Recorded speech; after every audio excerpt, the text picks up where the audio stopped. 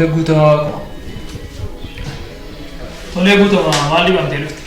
Maali dokteere dhukkuba sasiyaana koronaa jedhan kana ta'uun oolu weedar kan hirribaa na kaaseedha. Na bulluse na urguufi na dalqisiisedha. Ila dokteer lubbuu mana kee baasee dhanni koo tokko isaan jiru dokteer ila lubbuu mana kee baasee waliin maalasti. Amma wani dalqisiisaadha. Tole ati dhukkubni kee kuni dhukkuba vaayirasii koronaa jedhamu dhukkuba ammaa kana ta'uusaa akkamittiin shakkite namoota akkasii wajjin wal tuttuqqii qabdamu? Maal seete dokteer? Jaalalleen koo kanan baay'ee jaalladhu kan waggoota dheeraadhaan narraa adda baatee gaafa booda dhiyoo kana gara biyyaatti deemtee turte. Xiqqooma mootin turin utaalloo fakkeessee ba'a dhukkubee yeroo gara mana yaalaatti geeffamtu dhukkuba vaayirasii koronaa jedhamu gonatu qabatee. Akkas taanaan ati ishee wajjin walitti dhufeenya wal tuttuqqii qabdaa? Yoo jiran tokko toon hafee hundumtu gara tursiisaa addaa sanatti geeffamanii achi jiru dokteer. Akkas taanaan ati akkamittiin hafuu dandeesse? Ani akkam ishee achi walitti dhufeenya qabu ana malee namni bira namni beeku hin jiru dokteer. Akkamitti? Maal seete dokteer waan raajiisti mana dhageetina. Intalumti yeroo biyya kanaa deemte fuula ishee sirriitti dhiqachuun beekne. Waggaa furmuudhii gaafa biyya sana turte achi gara biyya kanaatti deebitu. Ila Moonaaliiza waan biraa maal jedhama? Bilillee mataa ta'e dhufte ila. Anis fajajiiman ilaalela. Fuula ishee kana burtukaanii diimataa fakkaata. Maangoo diimataa sana nyaadhu jedhu fakkaata. Mee boleessa qomaa'ee maangoo burtukaanii natti kaastee baay'een jaalladha. Gorora faana gochisiisiniiti. Waa'ee dhukkuba keetii natti madda. Bilbilee waan gara kutaa kootiitti. Isheen sa'aatii biyyoo jedhamte keessatti akka jedhamtetti dhufte. Achumatti narraa fageenya kee gadhuu jettee meetira lama narraa fagaattee teesse. Hin danda'amu dokteer meetira tokko itti siqee meetira tokko qofa hambisee hin taane. Baay'ee kan ishee yaadaa jiru nutti. Isheenis baay'ee akkana yaadaa jiru natti himtu. Dhugaa dokteer baay'ee na jaallatti baay'een ishee jaalladha. Achuma rasuuta jedhe yeroon ol jedhee hubadhee fuula ishee ilaalu hidhii ishee tokko mee dokteer. Maali sanaa jireensitti mamee na dhungattee hafte malee yoo manaan jiru natti fakkaata. Achuma rasuuta jedhe yeroo. Isa booddee maali kanarra walammannee irraa keenya baanee du'uu qabna jedhe. Maali guyyaa amma kana waggaa roobsitee guyyaa kudha roobsuu dadhabdaan jette. Aan guyyaa kudha furmiti daqiiqaa roobsuu hin danda'u jedhe. Itti siqeeme dokteer ila kaasuma guuteen fotte nan ammadhisee ta'a. Yeroo kana keessoo? Dokteer. Inni obsituu obboleessu. Maal taatiin dhalatti waan obsamne atuutu agarte dokteera dhiisatti. Irra jiraatteetu arguu dandeessaa ishees. Miira kee mo'achuu qabdaa yeroo kana keessa. Obsuu sirriitu. Ilaa dokteer. Hidhii ishii kan akka inni itti bareedu sitti meera. Inuma irratti lafa dheessin jedha. Ilaa samiinti kudus irratti lafa haadha. Ameen. Ilaa dokteera achumarra boyyaa ishee gadamee irrumaan quncise. Maannan quncise maaliin ta'e muuzii wayisee ta'e irraan baasee isa Tole dokteer wayyaa ishee irraan baase isheenis wayyaa koo tokkotu nafin narraa baaste.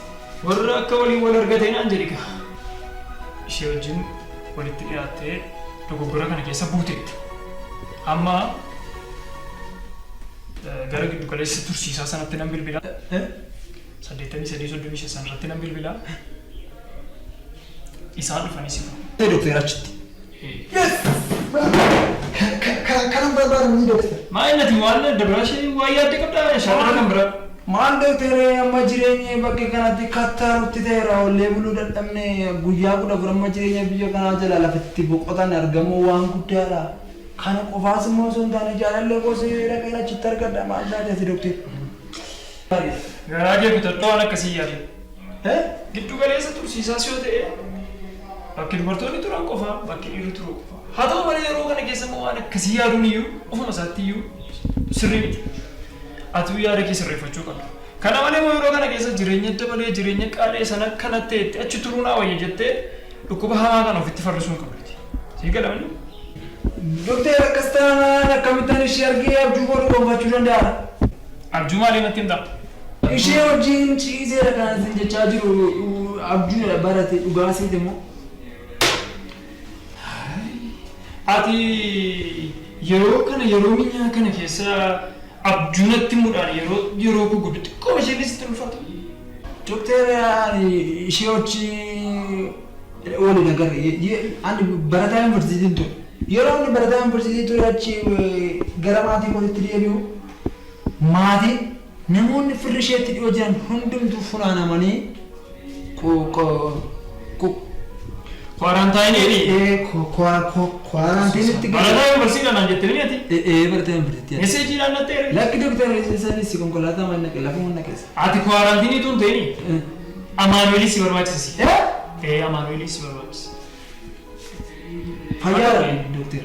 Haa ta'u yoo waan tokko jiraate iddoo dhukkuba keetii anan si yaadu jiraate haasaa roomaansii kee kan immoo yeroo biraatiif kaadhu yoo immoo dandeessate immoo barreessi warra barii jaalalaatiif ergadhu warra daan qilleensa rasiif oolchan hankanarraa nafee han doktariidha. Amma maal gochuuf naa wayya? Yeroo na ilaaltu miinas ta'e nama wal fursiisuu sitti fakkaadha. Haa ta'u malee akka waan tokkotti si gorsuu nan danda'a. Silaas gorsi biyya kana keessatti rakkasa. Maal doktor gorsaafis kaffallee dandeenya haree hunduma kaffaltii. Akka waan tokkotti waan yeroo kana si gorsuu danda'u waa'ee fayyaa. Yeroo kana keessa gorsa dhaabbanni fayyaan dabarsu sirriitti hordofii hojiirra oolchi. Waa'een bashannanaa waa'een maalii kuni yoo har'a dabarte borsii qaba. Asheenis akka achitti fayyituuf immoo waaqa kadhadhuuf yoo fi kadhachuu dadhabdee immoo nama kadhachiisiif. Kan biraa immoo yeroo kee kana akka kana olii gadi intin jechuudhaan dabarsuu dhiistee qo'achuudhaan ispoortii garaagaraa hojjechuudhaan haala gaariidhaan dabarsuu yoo hojii waan hojjettu qabaatte illee maatii kee jiruu gargaaruudhaan nuun agartee biyya hiyyeessa dhabdi. Akka biyyoota kaanii callisnee mana keenya keessa ol gallee taa'uu hin dandeenyu. Maaliif biyya hiyyeettii waan ta'aniif waan tokko hojjennee of jiraachisuus qabna eeggannoodhaan. Kanaaf atis eeggannoodhaan waan tokko hojjechuutu sirraa eegama jedhee yaada. Haa ta'u maleeti waan tokko si gaafadha. Firoota mana kireessa yookiin maatiin kee mana kireessa qabu?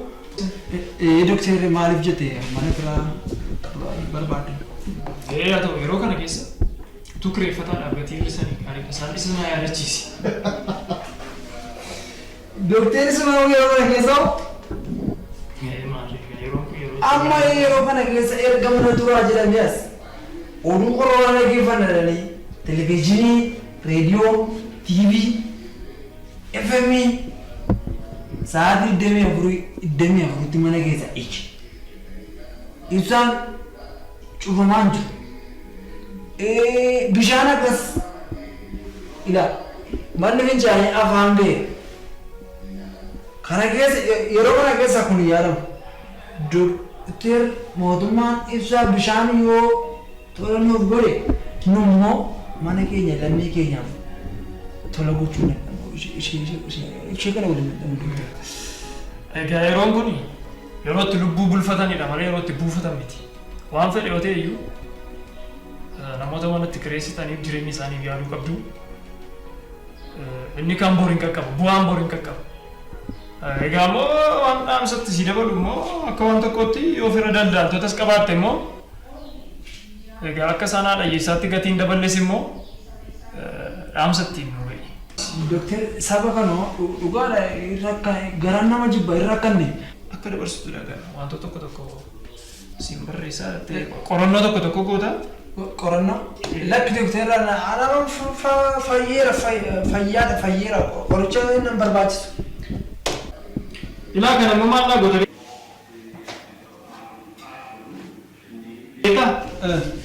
Bakka mul'atutti gurguddisi barreessi maxxanfadhu. Jalan ciisa. Rakkoo qabu jalas ciisuus jala dhaabachuus hin dandeessa. Kana immoo akkuma isin jedhu